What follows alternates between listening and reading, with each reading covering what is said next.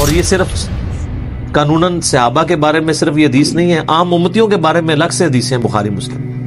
یہ نہ سمجھیں کہ پچھلے لوگوں کے لیے، قیامت تک کے لیے جن لوگوں نے دین میں بدعتیں جاری کی ان کے لیے حدیثیں ہیں، اس میں امتی کے الفاظ بھی ہیں، وہ بھی بخاری مسلم۔ اور امت کیا کر رہی ہے؟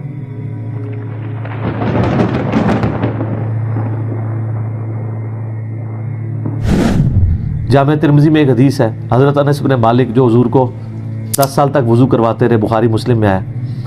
ترمذی میں الفاظ ہیں، وہ کہتے ہیں یا رسول اللہ قیامت الدین آپ میری شفاعت کریں گے؟ فرمایا میں کروں گا۔ تو یا رسول اللہ مجھے اپنا پتہ بتا دیں، میں آپ کو کہاں تلاش کروں؟ انہوں نے انشور کیتا ہے، آپ نے فرمایا تم پورے صراط پہ آ جانا۔ آئے ہائے ہائے،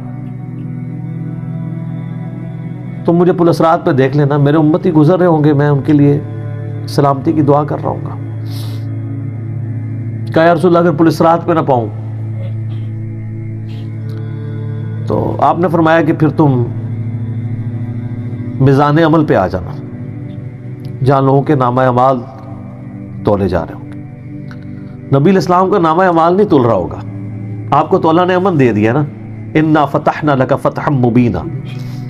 اور بخاری مسلم میں حدیث ہے، حدیث شفاعت کے سارے نبیوں سے لوگ ہوتے ہوتے حضرت عیسیٰ کے پاس جب اینڈ پہ آئیں گے نا تو وہ کہیں گے بس ایک ہی شخص ہے جس کو امن ملا ہوا ہے، تو محمد رسول اللہ کے پاس جاؤ، وہ شفاعت کریں گے۔ تو آپ علیہ السلام اپنی امت کی خاطر ہی یعنی میزان عمل پہ تکلیف کاٹ رہے ہوں گے۔ کہا یا رسول اللہ میزان عمل پہ بھی نہ پاؤں تو کہاں جاؤں؟ فرمایا پھر تم حوض کوثر پہ آ جانا، میں وہاں پہ اپنے امتیوں کو مشروب پلا رہا ہوں گا۔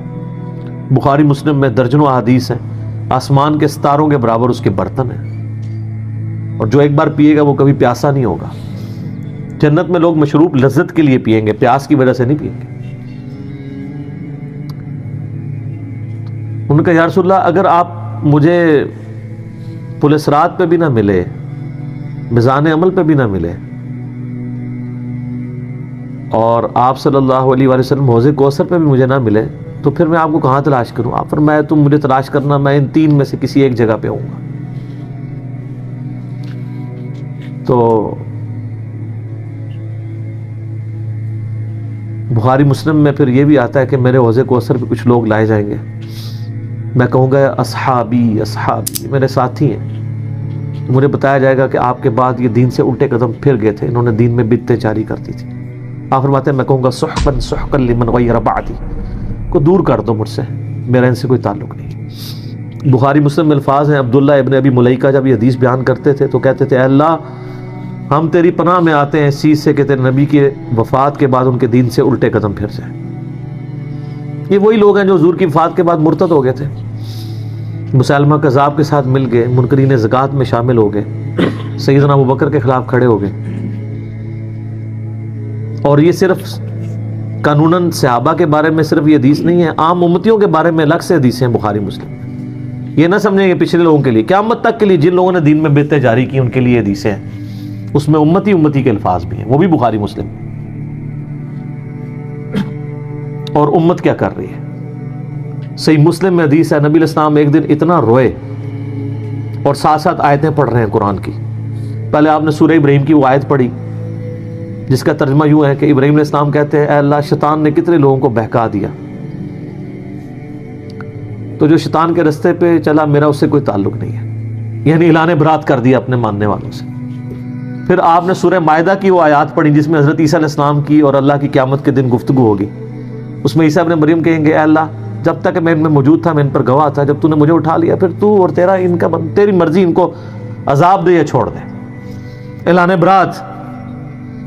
تو حضور نے کہا کہ یا اللہ ابراہیم نے بھی اپنی امت سے اعلان برات کر دیا، عیسیٰ نے بھی کر دیا، لیکن میں کہتا ہوں میری امت میری امت۔ آئے ہائے ہائے، صحیح مسلم کے الفاظ ہیں، حضرت جبرائیل علیہ السلام آئے اور کہا کہ اللہ نے مجھے آپ کی طرف بھیجا ہے اور کہا کہ میرے محبوب سے پوچھو کہ اس کو وہ کون سی چیز ہے جو غم زدہ کر رہی ہے، حالانکہ اللہ کو سب کچھ پتا تھا۔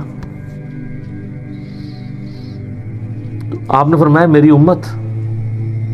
تو جبرائیل علیہ السلام نے پھر اللہ کی طرف سے بشارت دی کہ نبی علیہ السلام کو کہ اللہ تعالیٰ فرماتا ہے کہ اے نبی آپ غم زدہ نہ ہو، ہم آپ کو آپ کی امت کے معاملے میں قیامت والے دن رسوا نہیں کریں گے. تو سبحان اللہ تو ہم پڑھتے ہیں لیکن ہمارے ایسے کرتوت نہ ہو کہ سحقن سحقن لمن غیر آبادی نہ ہو جائے کہیں, سحقن سحقن لمن بدل آبادی نہ ہو جائے کہیں. یہ بھی تو چانسز ہے. استغفر اللہ توبہ الیہ. نبی علیہ السلام نے تو اپنی محبت کا حق ادا کر دیا. اور مسلم شریف میں حدیث ہے قیامت کا دن وہ ہے کہ جب ابراہیم علیہ السلام بھی میری طرف متوجہ ہوں گے.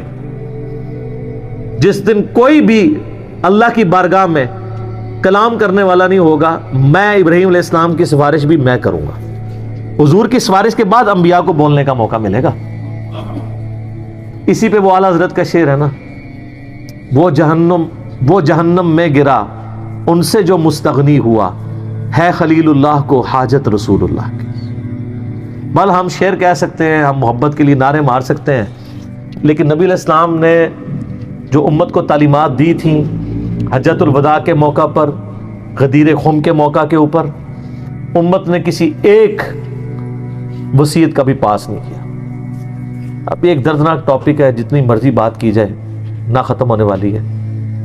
بس اس کو اسی پہ کنکلوڈ کرتے ہیں کہ اللہ تعالیٰ قیامت والے دن ہمیں اپنی رحمت کاملہ سے اپنے محبوب صلی اللہ علیہ وآلہ وسلم کی شفاعت کے ساتھ قیامت کی ساری ہولناکیوں سے بلا حساب و کتاب جنت میں داخلہ عطا فرمائے. آمین ثم آمین. ٹھیک ہو گیا.